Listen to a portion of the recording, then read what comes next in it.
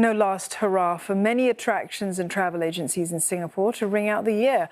Tourist numbers are worse than expected, particularly for the top three groups from China, India and Indonesia.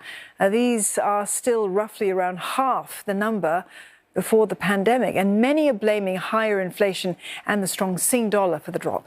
Industry watchers are hopeful for more easing of visa requirements. This mini replica of the famous Merlion is standing in to entertain thousands of tourists, while the real thing is away for a facelift. Some travel agencies were hoping for numbers to return to pre-pandemic levels much earlier, especially for the mainland Chinese, who were the biggest group. But so far, this hasn't happened. Places like Malaysia and Thailand has been offering visa-free entry for tourists from China and India.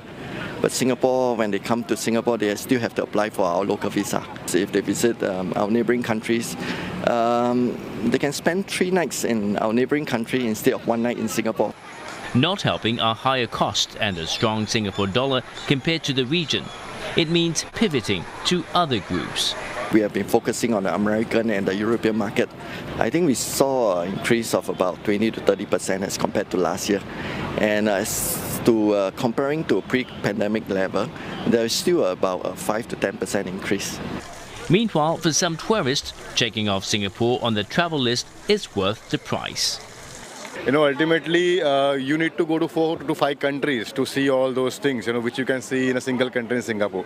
So we thought of spending more. The only thing that puts me off from coming to Singapore is the cost that's associated with. It's about $15,000 round trip just to come to Singapore. Local attractions like Gardens by the Bay say ticket sales are still about 80% of pre-COVID levels. This despite more Chinese tourists coming in this year. It's hoping new exhibits will help draw more. We are looking to do this by experimenting with different mediums and technologies. For example, next year, Garden by the Bay will play host to one of its kind multi-experiential display centered around the works of Impressionist art painter Claude Monet, targeted to open in mid-2024.